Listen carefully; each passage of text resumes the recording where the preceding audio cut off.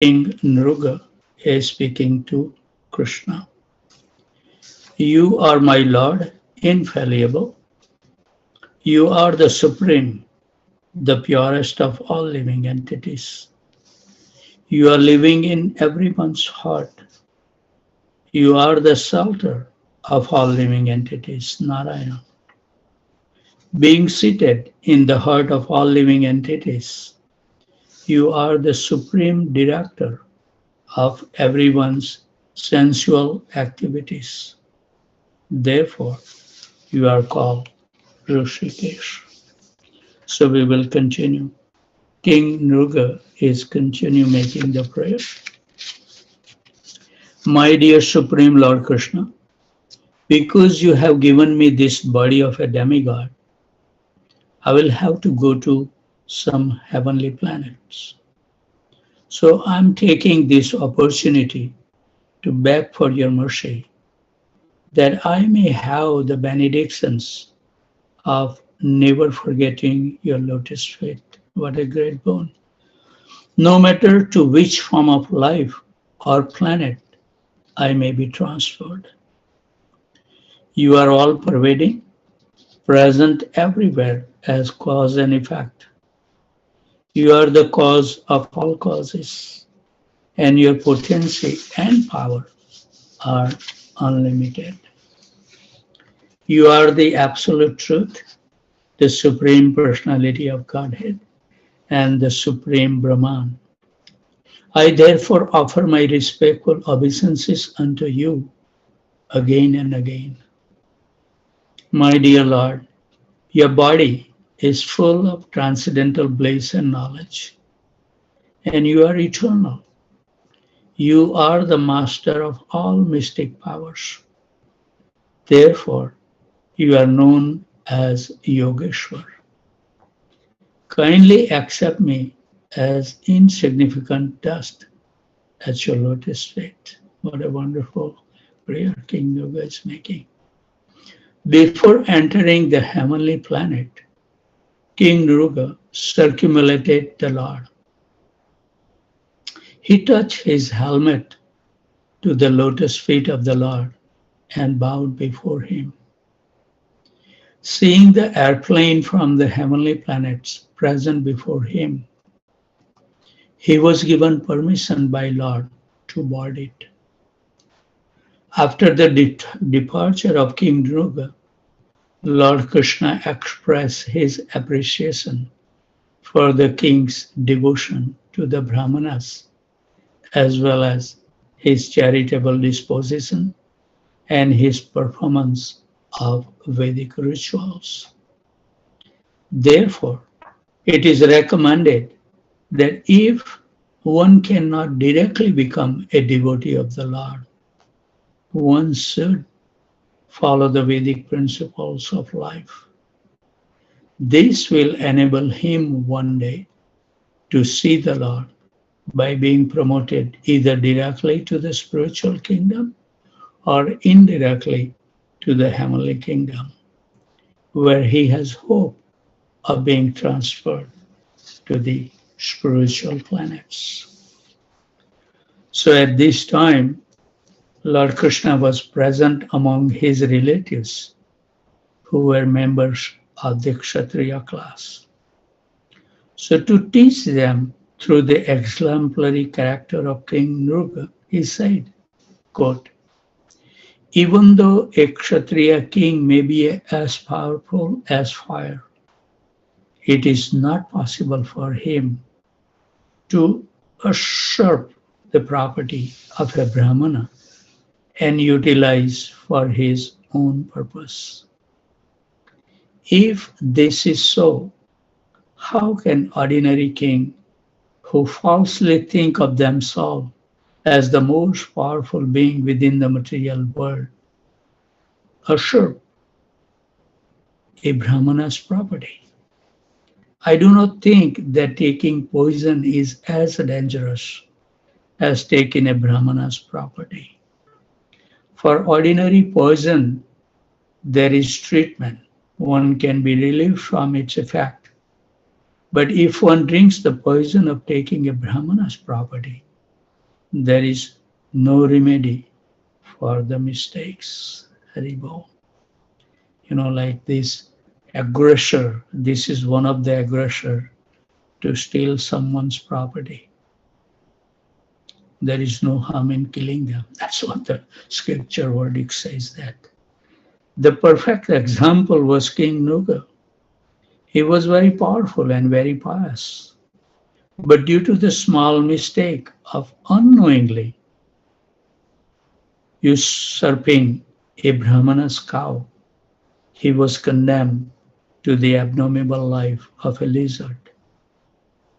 Ordinary poison affects only those who drink it, and ordinary fire can be extinguished simply by pouring water on it.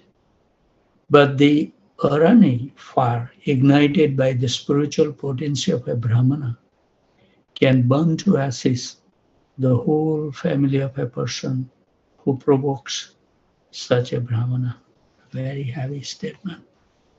In the parenthesis, formerly, the Brahmana used to ignite the fire of sacrifice not with matches or any other external fire, but with their powerful mantras called Arni. Haribo. Quote, if someone even touches a Brahmana's property, he is ruined for 3 generations. However, if a Brahmana's property is forcibly taken away, the taker's family for 10 generations before him and 10 generations after him will become subject to ruination. On the other hand, if someone becomes a Vaishnava or devotee of the Lord, 10 generations of his family before his birth and 10 generations after will become liberated. So this is very powerful. I think there are 3 aggressors. One is that who steal the property of other. Other one is to have a sex with the brother's wife or other. And the third one is to put a fire to others' houses or something. So these are the main aggressors. And in the scripture it says that if you kill them on the spot, there is no reaction to that. So Lord Krishna continued, if some foolish king who is puffed up by his wealth, prestige, and power wants to usurp, I don't know I'm pronouncing it properly, it's U-S-U-R-P, a Brahmana's property, it should be understood that such a king is clearing his path to hell. And lust, anger, and greed are the gates to the hell also. We still attach to those things. Knowing we are, like Narottam Das Thakur says, knowingly we are drinking the poison.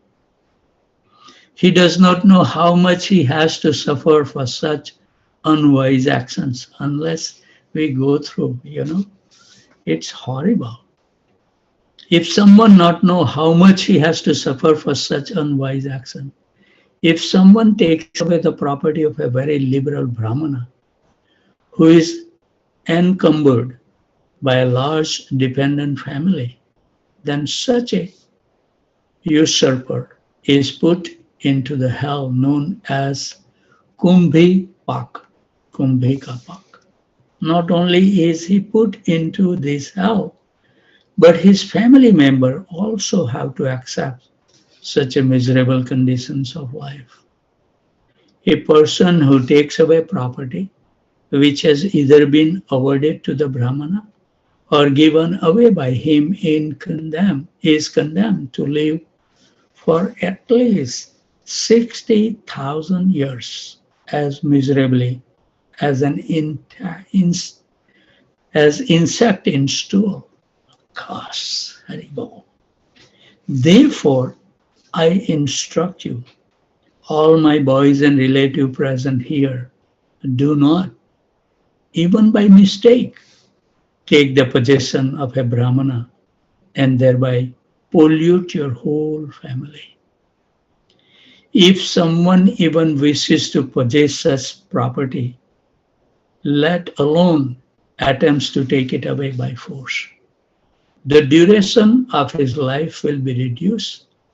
He will be defeated by his enemies, and after being bereft of his royal position, when he gives up his body, he will become a serpent of his royal position. No, he will become a serpent. A serpent gives trouble to all other living entities. My dear boys and relatives, I therefore advise you that even if a Brahmana become angry with you and calls you by ill names or cut you, still you should not retaliate. On the contrary, you should smile, tolerate him, and offer your respect to the Brahmana. You know very well that even I myself offer my obeisances to the Brahmanas with great respect 3 times daily. Very well. You should therefore follow my instructions and example. I shall not forgive anyone who does not follow them, and I shall punish him. You should learn from the example of King Ruga that even if someone unknowingly usurps the property of a Brahmana, he is put into a miserable condition of life. Thus, Lord Krishna, who is always engaged in purifying the conditions living entity, give instructions not only to his family member and the inhabitants of Dwarka, but to the all members of the human society. That includes us all. After this, the Lord entered his palace. Thus ends the Bhaktivedanta purport of the 2nd volume, 9th chapter of Krishna, the story of King Ruga. And you can see that how much he offered, 100,000 cows for that little mistakes. It was just that cow was exchanged. That's so dealing with the Brahmana and devotees is not that easy. So we will embark on the chapter 10. Lord Balaram visit Vrindavan. So Lord Balaram became very anxious to see his father and mother, Maharaj Nanda and Yasoda. Therefore he started for Vrindavan on a chariot with great enthusiasm. The inhabitants of Vrindavan had been anxious to see Krishna and Balaram for a very long time.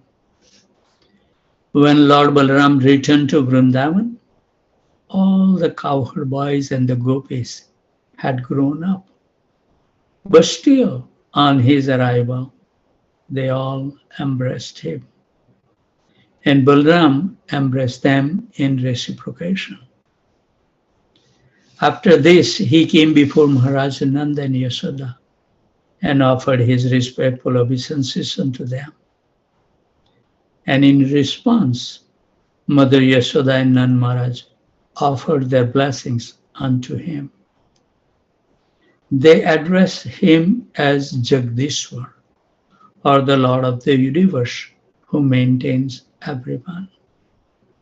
The reason for this was that both Krishna and Balaram maintain all living entities.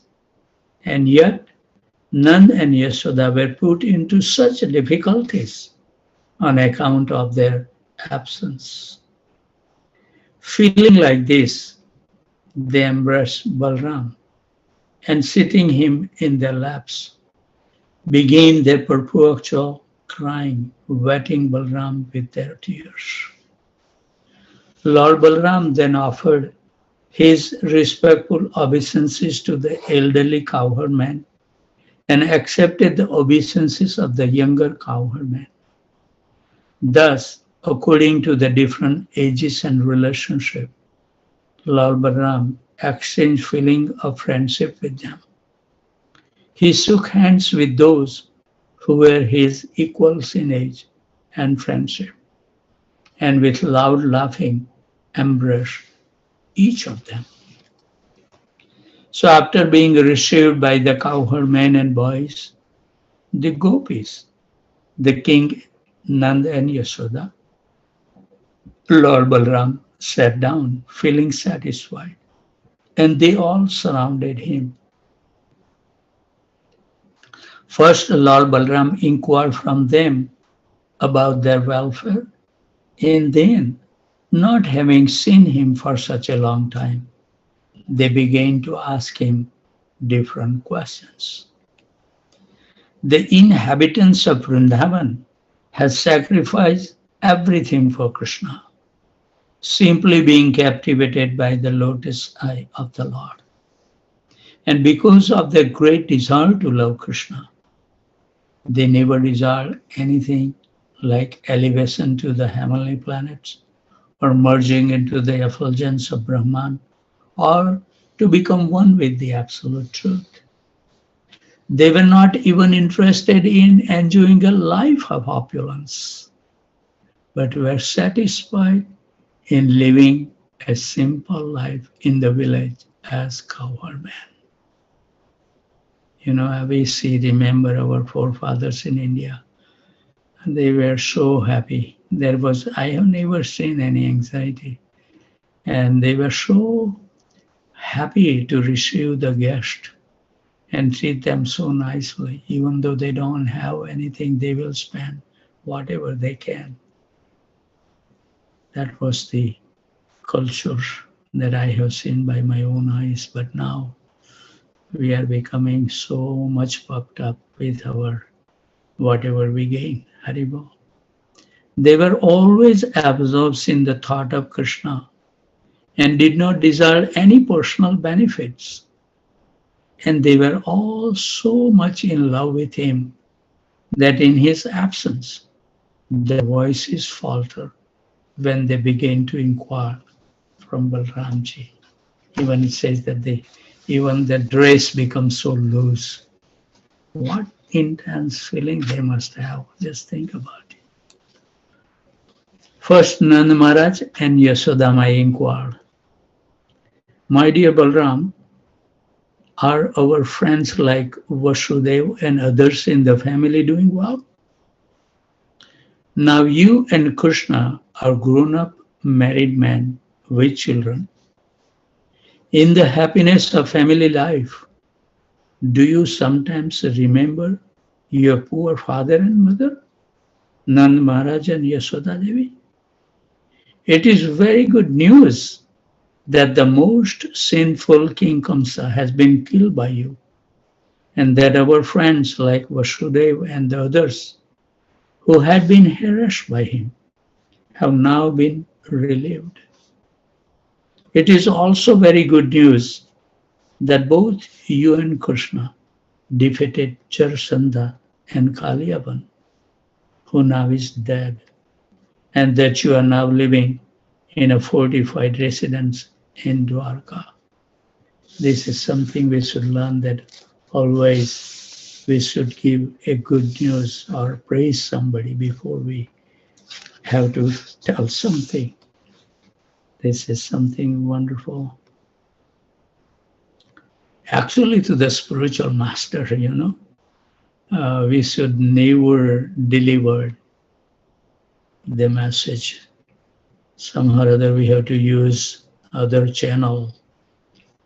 If you have to deliver the message, you should find out the close associates of your Guru Maharaj and request them to deliver that message. It's not good for the disciple to give some bad news to the spiritual master. One time, Gurudev told me like that. When the gopis arrived, Lord Balram glanced over them with loving eyes. Being overjoyed, the gopis who had so long been mortified on account of Krishna's and Balram's absence, began to ask about the welfare of the two brothers. They specifically asked Balram whether Krishna was enjoying his life surrounded by the enlightened woman of Dwarkapuri. Quote, does he sometimes remember his father Nand and his mother Yashoda and the other friends with whom he so intimately behaved while he was in Vrindavan? Does Krishna have any plans to come here to see his mother Yashoda? And does he remember us gopis who are now pitifully bereft of his company? Krishna might have forgotten us in the midst of the cultural woman of Dwarka. But as far as we are concerned, we are still remembering him by collecting flowers and sewing them into garlands. So they never stop the service. This is something we should learn. When he does not come, however, we simply pass our time by crying. If only he would come here and accept these garlands that have been made. Dear Lord Balram, descendants of the Sarha, you know that we would give up everything for Krishna's friendship. Even in great distress, one cannot give up the connection of family members.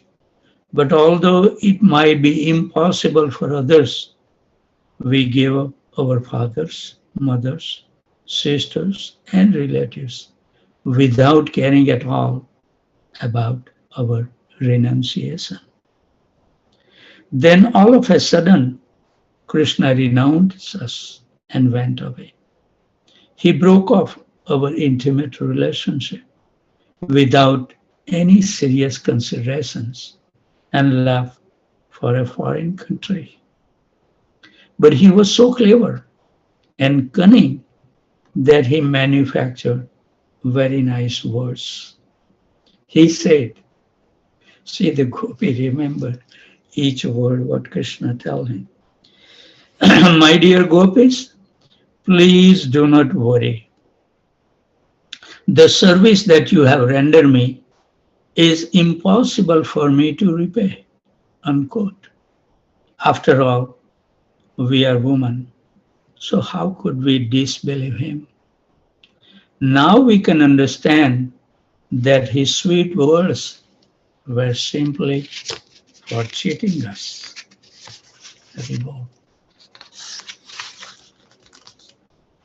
So another gopi protesting Krishna's absence from Vrindavan began to say as follows. My dear Balramji, we are of course village girls, so Krishna could cheat us in that way. But what about the women of Dwarka? Don't think they are as foolish as we are. We village women might be misled by Krishna, but the women in the city of Dwarka are very clever and intelligent. Therefore, I would be surprised if such city women could be misled by Krishna and could believe his words. You know, this is the beauty that if one gopi starts other gopi, they continue churning the talk. So another gopi began to speak, quote, my dear friend, she said, Krishna is very clever in using words. No one can compete with him in that art. He can manufacture such colorful words and talk so sweetly that the heart of any woman would be misled. Beside that, he has perfected the art of smiling very attractively. And by seeing his smile, women become mad after him and would give themselves to him without any hesitation, unquote. So another gopi started talking. After hearing this, she said, quote, "My dear friends, what is the use in talking about Krishna? If you are at all interested in passing away time by talking, let us talk on some subject other than him. If cruel Krishna can pass his time without us, why can't we pass our time without Krishna? Of course, Krishna is passing his days very happily without us. But the difference is that we cannot pass our days very happily without him. Haribo. So when the gopis were talking in this way, their feelings for Krishna became more and more intensified. And they were experiencing Krishna's smiling, Krishna's words of love, Krishna's attractive features, Krishna's characteristics, and Krishna's embraces.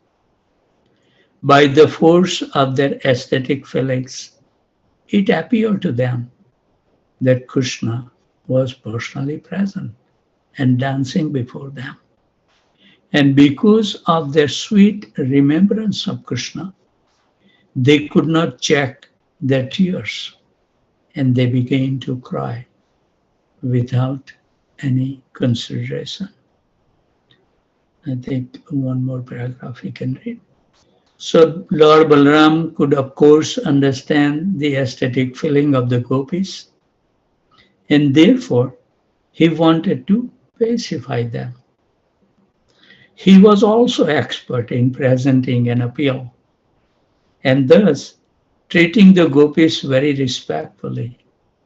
He began to narrate the stories of Krishna so tactfully that the gopis became satisfied.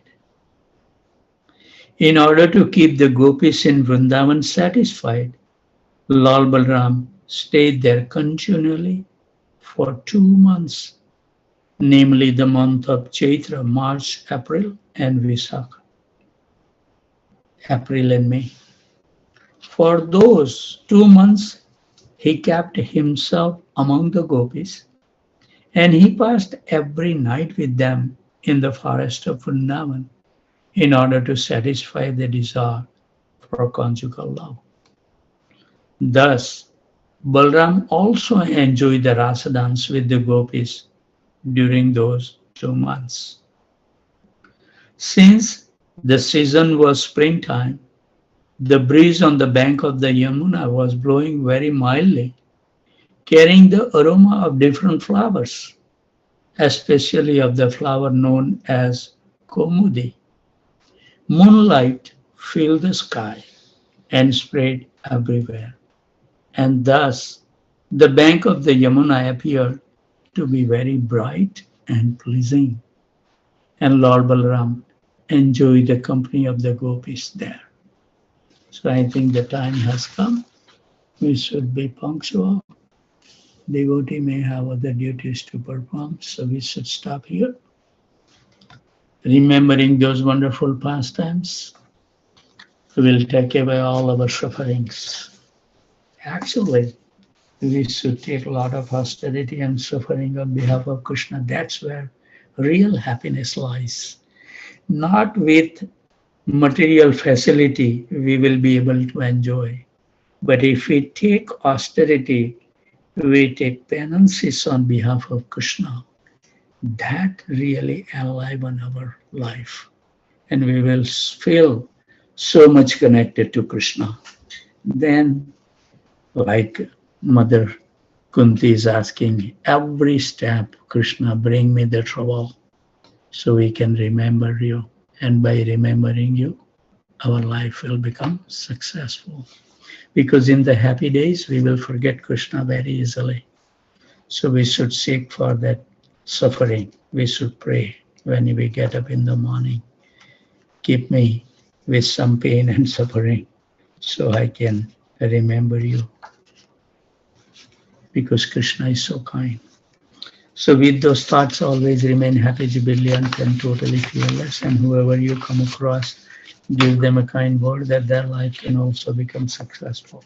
With those thoughts, I would like to offer my humble obeisances at the desk of this wonderful Vaishnavas and Vaishnavi who wake up early in the morning, despite it's not that easy, but still, just to give their association, they take austerity. So we are very grateful. Who joined from Houston, Fresno, New Hampshire, Aurora, Illinois, New York, New Jersey, Virginia, Boston, Boise, Atlanta, Phoenix, Tampa, Austin, College Station, San Jose, Portland, Dallas, Detroit, Chicago, Naperville, Philadelphia, Charlotte, Baltimore, Baton Rouge, Alaska, Orlando, Sanford, Jacksonville, San Diego, Loganville, Georgia, Maine, Ottawa, Laguna Beach, California, Toronto, New Delhi, Pondicherry. Vanchakalpatarubhasya kripa sindhubhaivacha patitanam pavanebhyo vaishnavebhyo namo namaha.